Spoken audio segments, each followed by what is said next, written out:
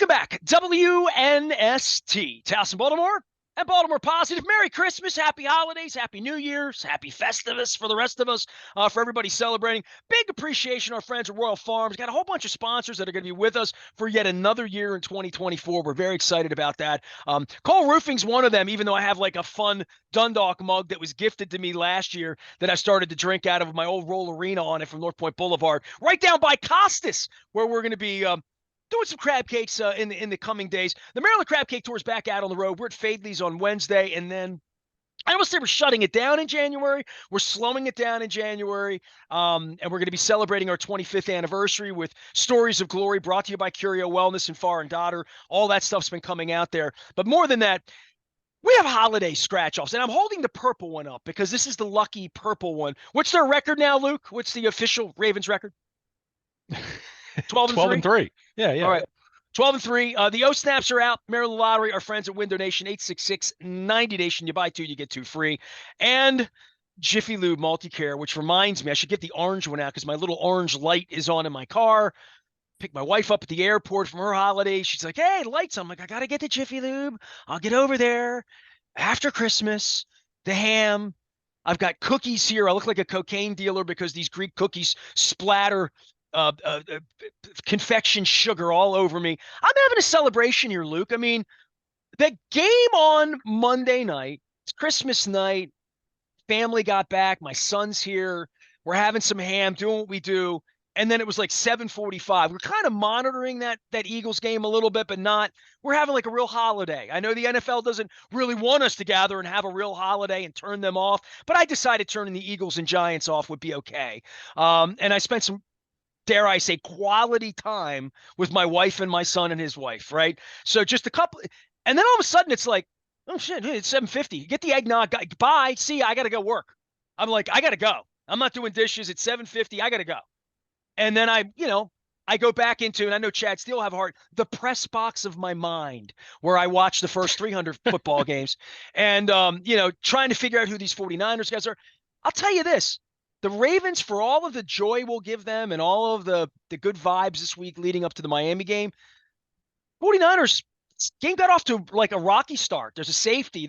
Things went wrong for it. Wasn't, we'll look at it and say, they kicked their ass in the anti-Mike Florio way, of course. But it wasn't easy. And I guess it's indicative of what's going to happen in the playoffs, because we saw really bad things happen to Patrick Mahomes over the weekend and he never recovered, right? I mean, it's weird how that piles up. And when you think back to that Chargers game we don't talk about in January, or that Bills game we don't talk much about in January, or that Titans game that we never talk about in January, except every time I see Derrick Henry wearing a Oilers jersey, it makes me vomit a little in my mouth. But the Ravens fought through some adversity on Christmas night, and I didn't want it to be nervous. I guess that's my point. I had a cup of coffee. I had some cookies, and I'm like, this is going to be like a nerve-wracking kind of game, and it wound up to like not be that way at all, and they're not all going to feel that way.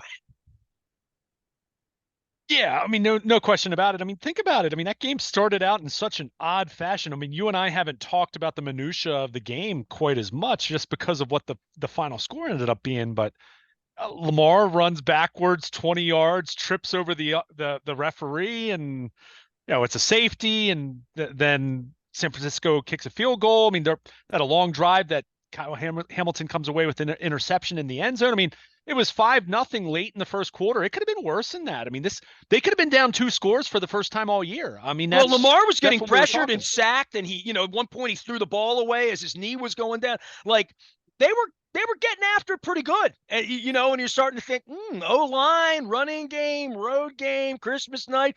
This ain't easy. And, my first quarter tweets were, this ain't going to be easy. I mean, the 49ers, I don't want to say I wouldn't want to see them again, because Brock Purdy, I think you'd see a different version of him in Las Vegas if it gets there. He will have won 2 games and will have beaten the Eagles and will have beaten the Cowboys and or somebody to get there.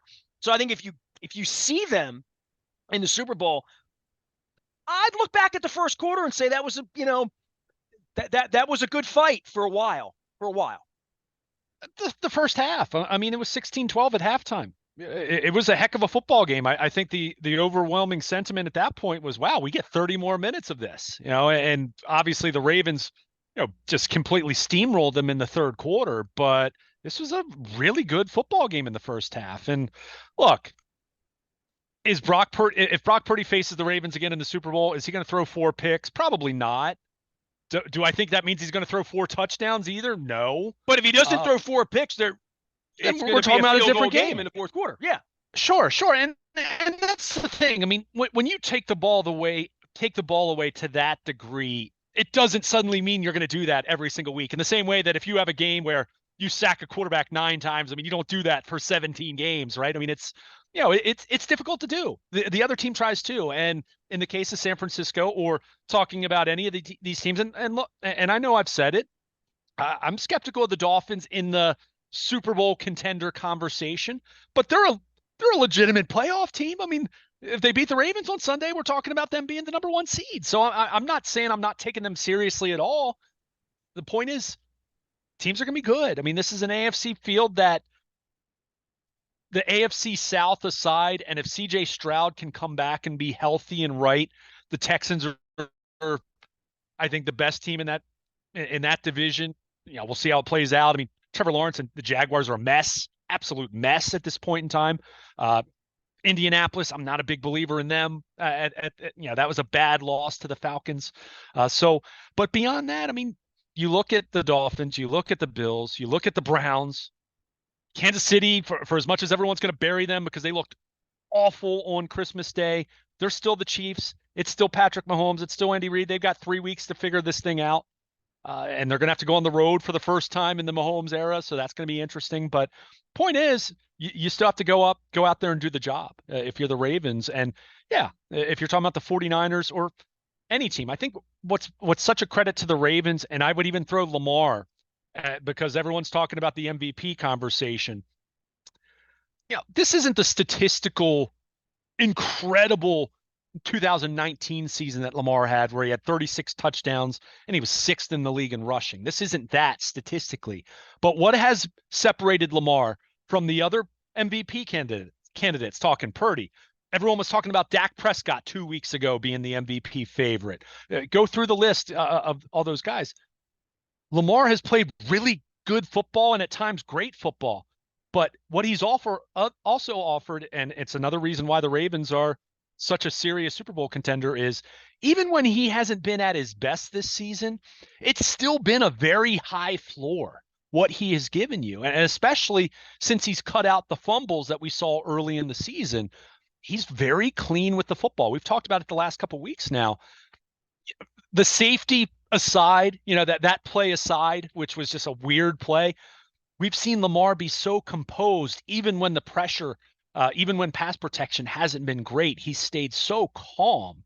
And obviously, when you can operate like that, and then, oh, yeah, you can take off and scramble for 30 yards, as we saw him do on Monday night, which, was just another crazy Lamar Jackson exclusive kind of play that he'll give you. But when you have that, I mean, it's a formula that really should, and I emphasize should, because this is the same conversation they're having in Buffalo with Josh Allen, same conversation they're going to have with Tua in Miami. Everyone that's not Patrick Mahomes, or I guess Matthew Stafford or Joe Flacco, I guess, which, that one's a little bit different because it was so long ago.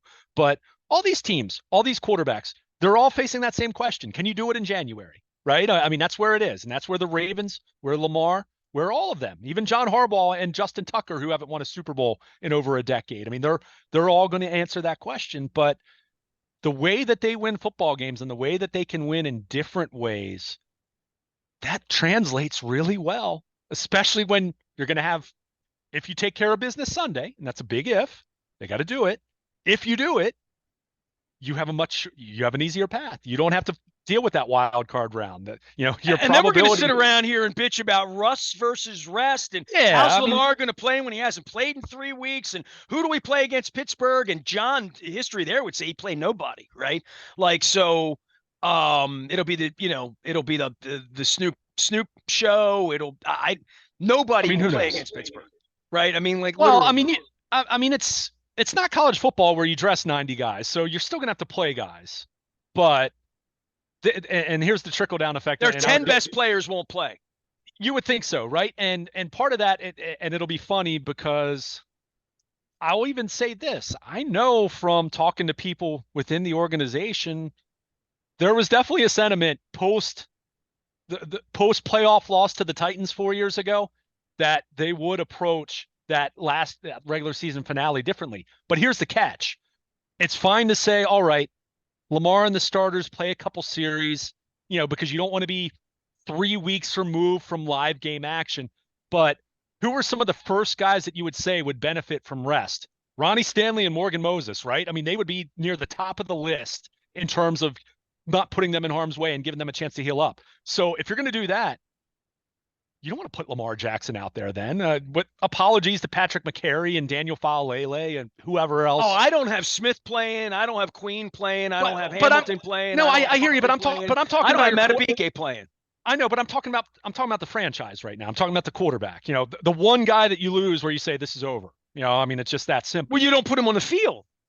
Well, but that was my point. The sentiment that the argument to be made on that whole thing, and we're dwelling too much on this with still 2 weeks to go. Well, we get But next week to talk about that, right? If they sure, win, right? if they If they win, lose to sure, Miami, all of it is sunshine and rainbows and how good these cookies tasted and how strong my coffee was this morning from Roy. All that goes away in five. I yeah. mean, five. They lose to Well, Miami 33-24.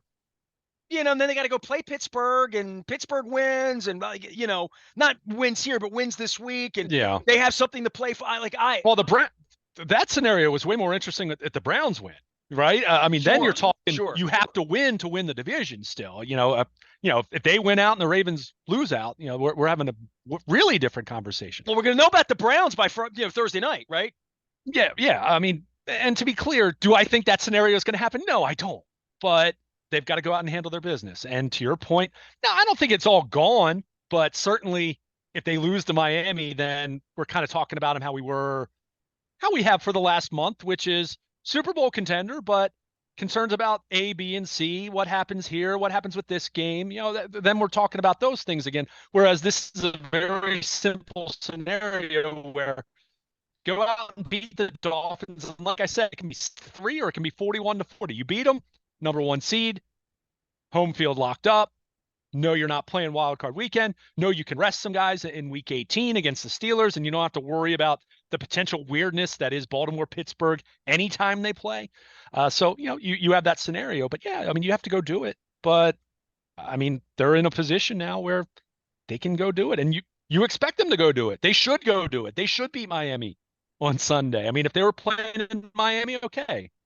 That'd be a little bit of a different conversation, but they're there for them. But they have to go do it. And, it's not it's never a slam dunk, especially when you're talking about a quality team, which I don't think the Dolphins are an elite Super Bowl contender, but they're certainly a quality team. I'm not going to be completely dismissive of them. So you've got to go out and do it. But I mean, it's all sitting right there for them. But what's just been so impressive for me, and just to come back to what I was talking about Lamar a little bit with the MVP, but just the Ravens in general. I mean, you see all these other teams around the league do like what happened to Kansas City on Monday. What's happened to the Eagles with this 3-game losing streak they had late in the season, and then kind of a really ugly second half against the Giants in a game it looked like they were going to run away, and then they didn't. The 49ers on Monday night. I mean, all these teams that at some point or another during the season, the Bills, who looked, great the first month of the season and then kind of just stumbled for the better part of 6 weeks. And now they're looking pretty darn good again. I mean, all these different teams, the Ravens have not had that stretch where it's gotten that ugly, or you say, wow, well, like that's, yeah, they've lost 3 games, but they've lost 3 games. I mean, that's it. You're not expecting them to go undefeated. So they have managed to really minimize their valleys, right? I mean, they lost 2 games early in the season. They've had Remember, very good health, dude. I don't, I mean, but like they in a general remember, sense. but remember, those 2 losses. I mean, that first month of the season, they were banged up, right? I mean, Marlon Humphrey didn't play against Indy. I mean, that Cincinnati game in week 2 was almost not miraculous. That would be way too harsh. I mean, because Joe Burrow was not right at that point, but they had a lot of starters missing in the first month of the season. I mean, not these A lot of money, a lot of big injuries, players. but guys that were out. But yeah, I mean, look, it hasn't been perfect, and we'll see if Mark Andrews we'll see if Mark Andrews can come back for the AFC Championship or the Super Bowl if they get that far, right? I mean, there's some of that, but overall, their health picture is better than a lot of teams out there, and that's a big part of this too. In 2019, they were very healthy, especially on the offensive side of the football, and we saw what kind of team they were. So it's But if setting they up got to go play the nicely for them. Bills or they got to go play Miami this week without Kyle Hamilton, they'll look like a different football team. Yeah, Defensively, I'm talking about, sure. because defensively, other than Humphrey, and somehow they band-aided that with Darby and Stevens and even the interceptions early in the year Hmm. with Geno Geno Stone. Stone, right? Like they covered that nicely, but like Roquan, Patrick Queen, Matabike. These guys have been stout. I mean, Marcus Williams, not so much in and out, whatever, but just in a general sense, their defense has been healthier than most years, most teams ever. Like that we're sitting here and still counting these guys. And as I pointed out a couple of times, as the sack numbers go up for Clowney and Van Noy, um, you start to see the value of having those kinds of players around and the decision to bring them in. But all that being said, you don't really know what you're going to get out of Kyle Van Noy Christmas week when he's actually played the whole season. It's different seeing Joe Flacco look spry. You know what I mean? It Yeah. looks like September for him at this point.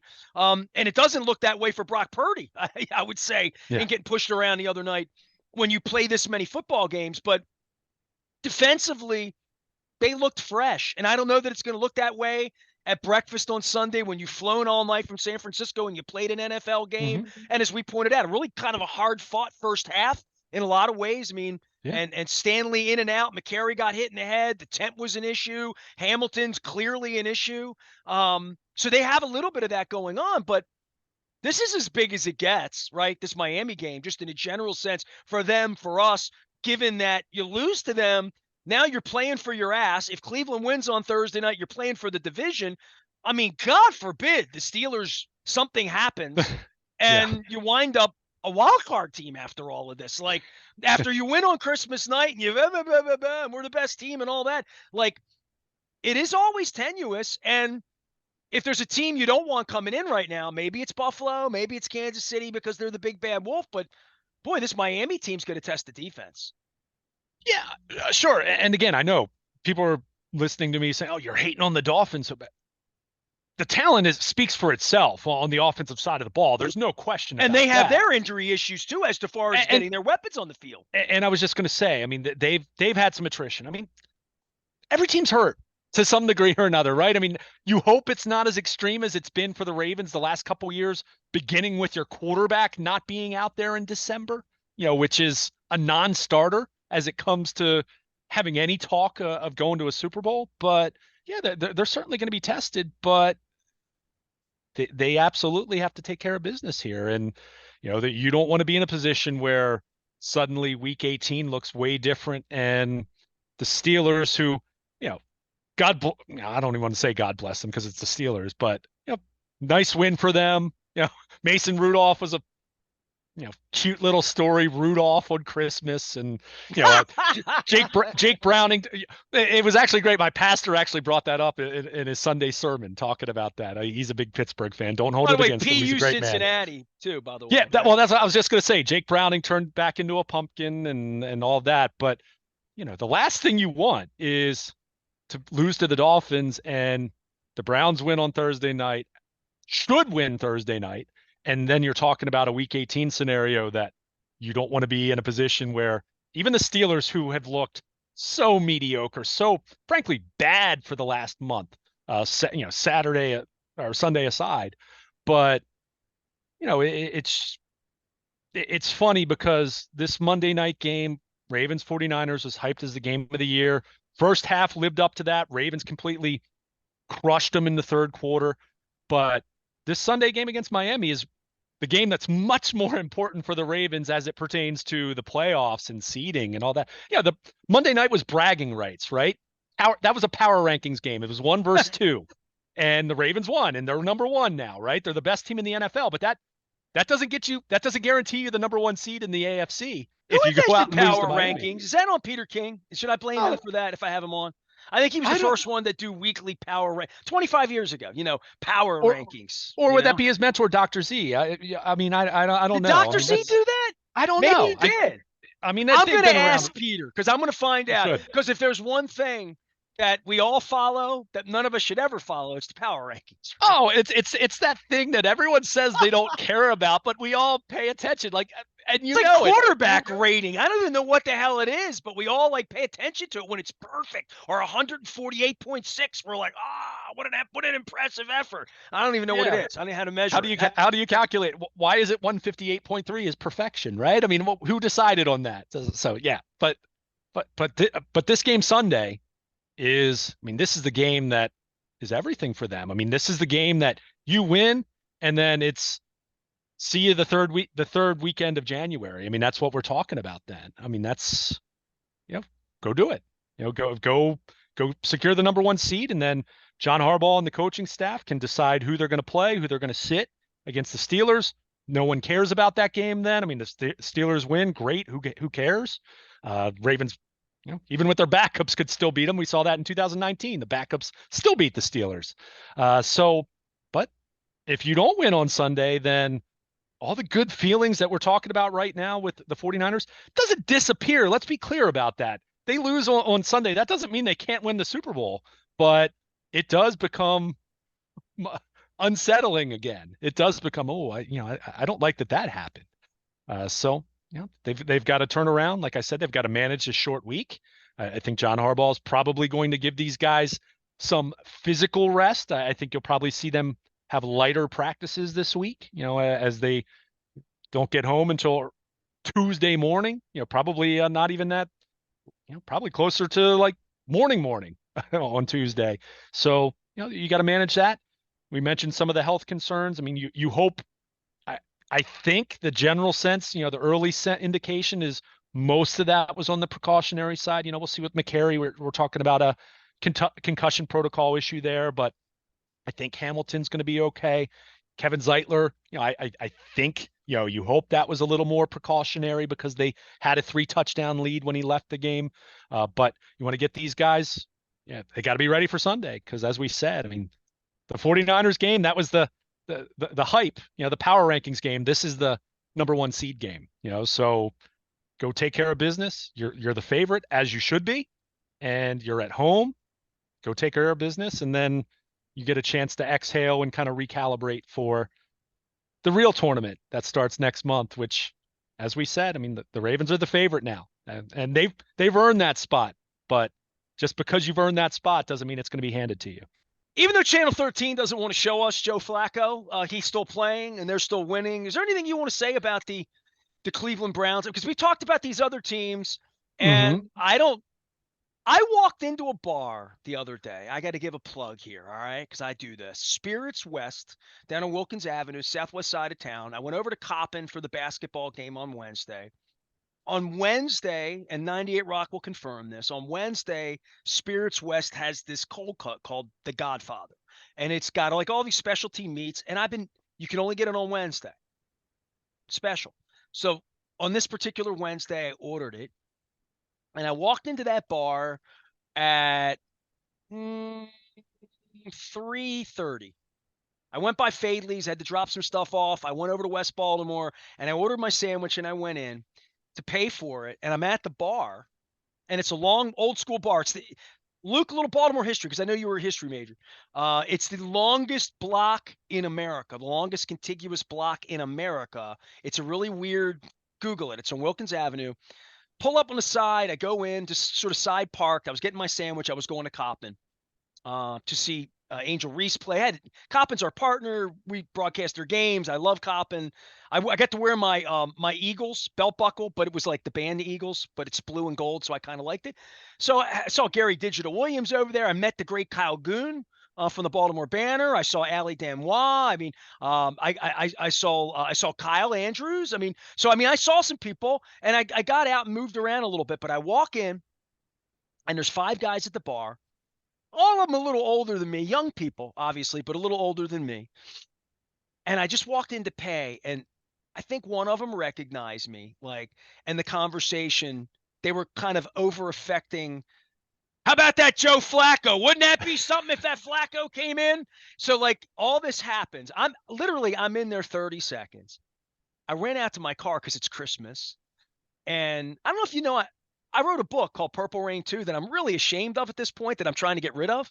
And I have like 4 boxes left, and I had one in the car.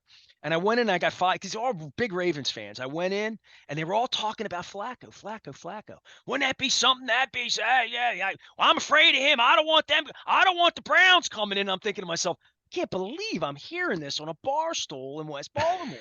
So I could tell these guys. So I gave them all Ravens books. I came in. I gave them all. I just laid them and I left. One guy chased me out on Wilkins Avenue to autograph the book. It was funny. It was funny. I didn't. I knew it was you, but I didn't know the books. I'm like, just read chapter 7 about Joe Flacco, and then over the weekend, a friend of mine, Gary Iwanowski, one of my pals from high school, put out on Facebook this comparison of Matt Ryan to Joe Flacco, and they came out in the draft, and I'm like, that's chapter 5. So I had to put that out for everybody too, because, I researched all of this on Flacco's heart, his character, kind of player he was, kind of man he is, kind of family man he is. It's kind of human.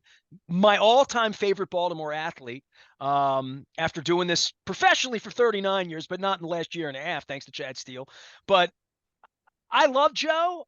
I'm blown away by all of this, and I'm not blown away that he can throw it, but it really the story to me that if I were to fly to Cleveland and have breakfast with him Friday after they beat the Jets Thursday night and they're 7-point favorites, that if I were to sit with him and like write about this and write a story, if I were a real journalist like I used to be, and I wanted to learn about this, the story to me and Flacco, if somebody really sits there, and by the way, they're doing wacky stuff in Cleveland. They have a song that the ESPN Cleveland guys are chasing him around. They have a whole comedy thing going on. I remember going out there and hear Strock around the clock back when Don Strock was the Browns quarterback and Bernie. I mean, Cleveland's wacky like that. I mean, and their attachment to our hero, our Super Bowl hero, and however far this goes is it's already a success if they beat the Jets and they make the play. Like all they have to do is make the playoffs. If they lose 24-14 to the Ravens in the playoffs, it was a great year.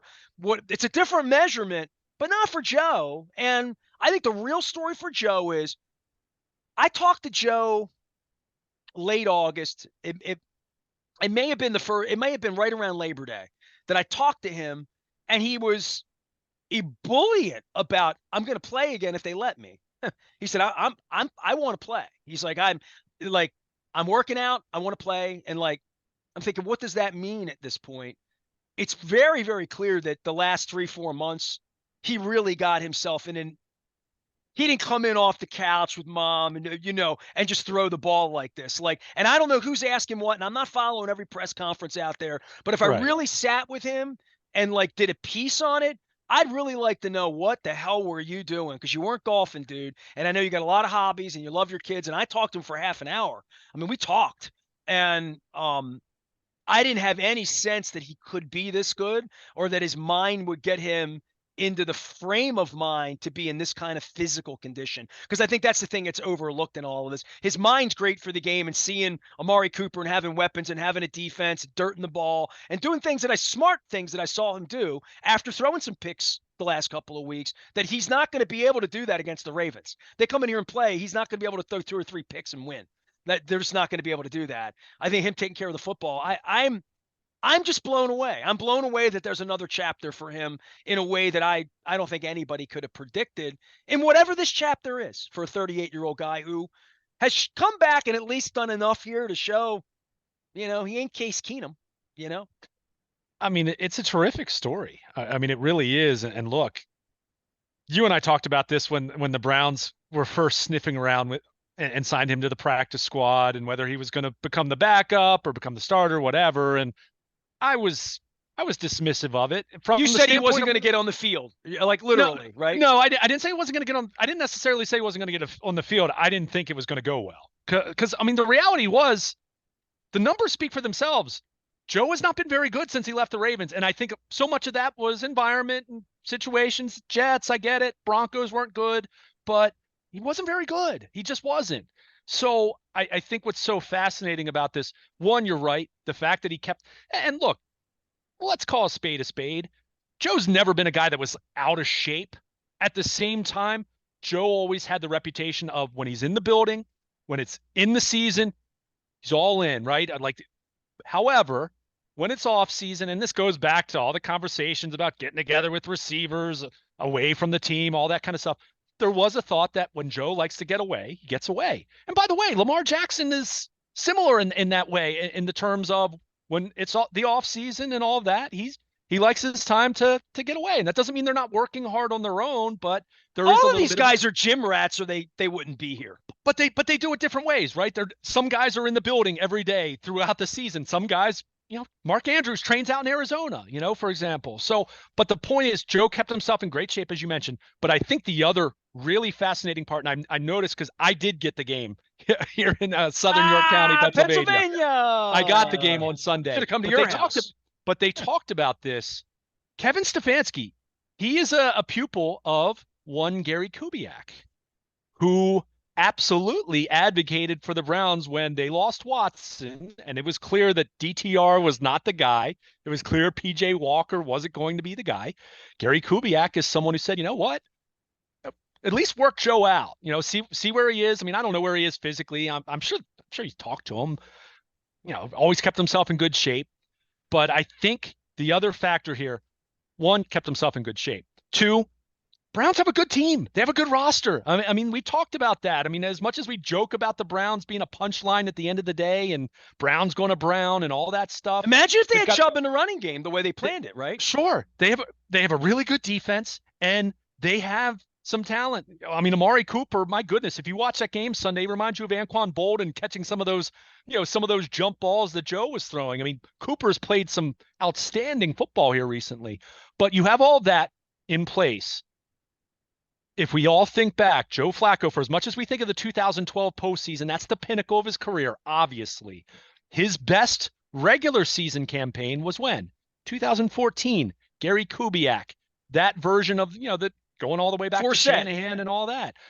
That was Joe played the best regular season football of his career with Gary Kubiak as his coordinator. So is Kevin Stefanski's offense exactly the same? No, but it's very similar.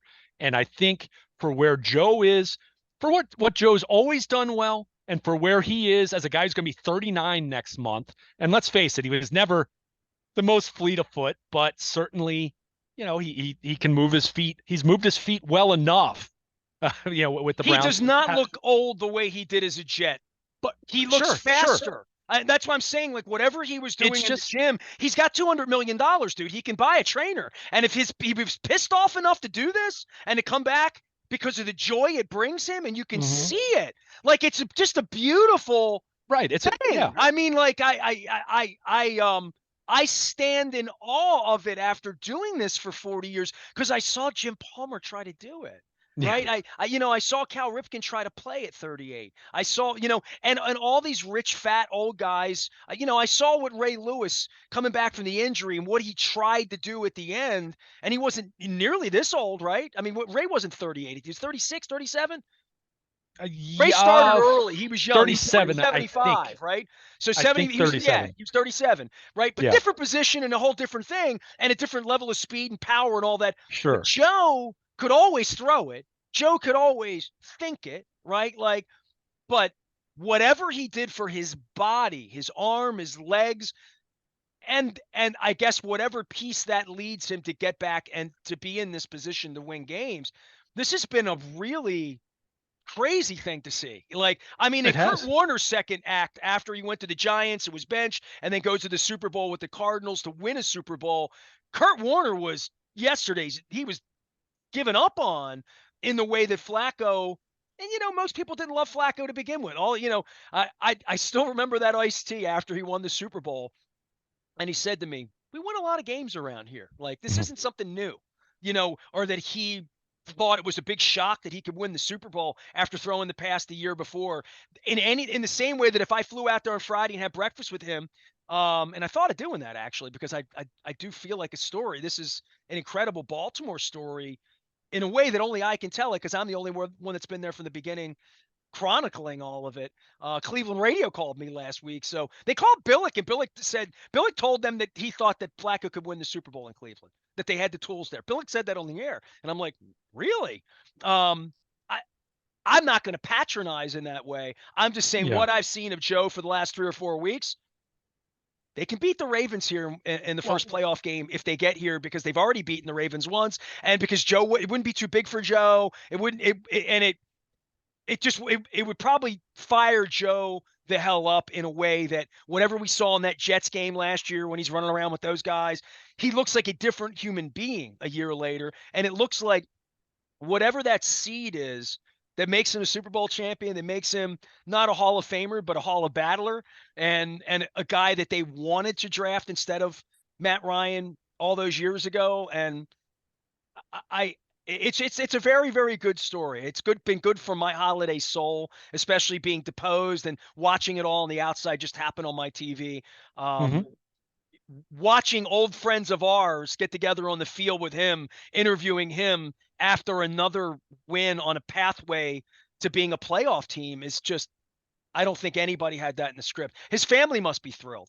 I mean, it's wild. And like I said, everything you mentioned, I agree with, but I also think their offense is Stefanski's offense is a really good fit for what Joe does well, and does a nice job of masking some of the things he doesn't do as well. And I think that's, it goes back to what we said in 2014. And look, it's no go back and look at it statistically. Joe's downfall in Baltimore as being a guy that, had won a Super Bowl and all of that, regardless of how where you ranked him in the regular season and all that.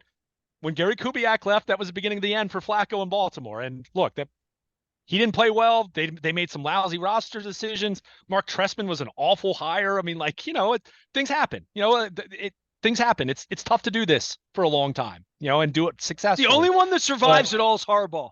but Really. right, sure. But I think, what's where I view the Browns right now. And look, this is a very simplistic way of viewing things because they're not they're not all that terribly similar stylistically speaking, because their running game hasn't, to your point, if they had Nick Chubb right now, it'd be pretty wild to think what the Browns could potentially be. But for me at this point, they kind of feel like what the Titans were in that 2019 postseason. And I'm not saying the Titans coming into Baltimore and beating the Ravens directly, but just like that team that you would say right now, if the Browns, depending on the draw, and put the Ravens Browns possibility, put that aside, right? As appealing as that would be for guys like you and me talking about this as, media and stories and narratives and all that.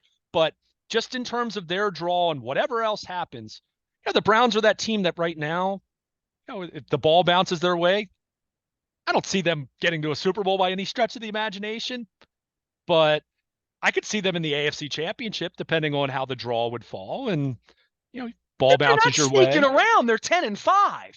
I know, but my And they point did is, it with crappy quarterback play, right. primarily the first 12 weeks. They've gotten the best quarterback play out of Joe Flacco in the last 3 weeks that the franchise has had since Derek Anderson, maybe. Yeah. Literally Baker Mayfield for Baker 5 years.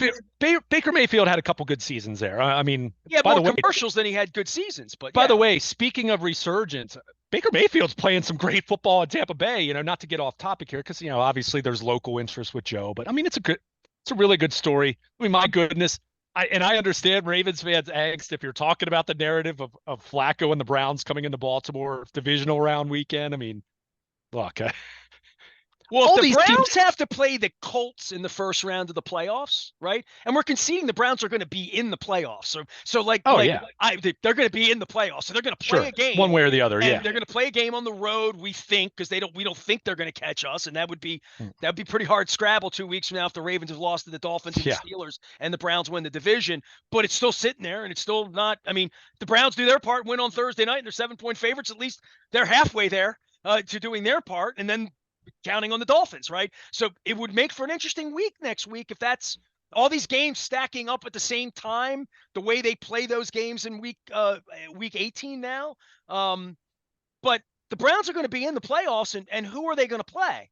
Like that they would go to Miami and Joe Flacco could play well there, or that their defense could take the ball away, and that's possible. Schwartz could get that going in Miami, or they're going to go to Jacksonville or Indianapolis. Maybe they go to Kansas City, and that probably wouldn't be a great spot for them. You know what I mean? That probably wouldn't go well. I mean, I don't know, but it went okay for the Raiders the other day. But that would be I think Cleveland going to Kansas City is bad news for them, but I think Buffalo's going to be on the road, right? So Buffalo goes to Kansas City, Cleveland goes to wherever else they go. I don't know, man. I think Cleveland will be alive in the second week if they get the right draw. Yeah, that wouldn't surprise me whatsoever. I mean, again, all these teams, and all these teams except maybe one or two, who this AFC South picture is PU. ugly at this point. I mean, if CJ Stroud can get back for the Texans, but the problem is you kind of look at their tiebreakers and some of that, is the math going to work out? But Ravens, Kansas City, Buffalo at this point, Cleveland, Miami. I mean, the Ravens are the head of the class, and they've earned that spot as it pertains to being post Christmas, for whatever that's worth. That's not a guarantee to get to the Super Bowl, but you still take it over the alternative. But yeah, it's you're gonna have to go play good football. You're gonna have to limit mistakes and play well on both sides of the ball. Good special teams, all the things you need to do. But yeah, you look at this Browns team. I'm not at all. If you're telling me the Browns are coming into Baltimore and playing the Ravens in the divisional round, I'm gonna be surprised by that whatsoever. I just said depending on the draw, and again, taking out the Ravens Browns thing. If you tell me right now the Browns get a draw and some injury luck on the whoever they're playing, whatever, and you tell me that they can't get to the AFC Championship, it's like I said, it's like the Titans in 2019. No one really thought they were a serious Super Bowl contender, but they played Kansas City in the AFC Championship, right? I Jaguars mean, have done it twice in recent times with Blake Bortles and yeah, like crazy stuff. All right, Luke, yeah, I'll break it off for you because I know you're really heavily monitoring this Dylan Cease thing with the Orioles, and I know we got things going on here. Enjoy your cookies. I hope you had a beautiful holiday. It was good to see your family together and enjoying your role as Deacon Jones, not the sack master, but the Toastmaster. And we do appreciate the holidays and getting people together. I got to see family, got to see friends. It was a beautiful thing. We're taking a little exhale here this week, but you are taking the Maryland Crab Cake Tour on the road. We'll be at Fadley's on Wednesday morning. It's our final chance inside the old market. We are planning the biggest promotion we've ever done for Radio Row coming up in 6 weeks, and I'm even heartened that the Ravens might be there, and I might be able to give away purple scratch-offs like the O-Snaps.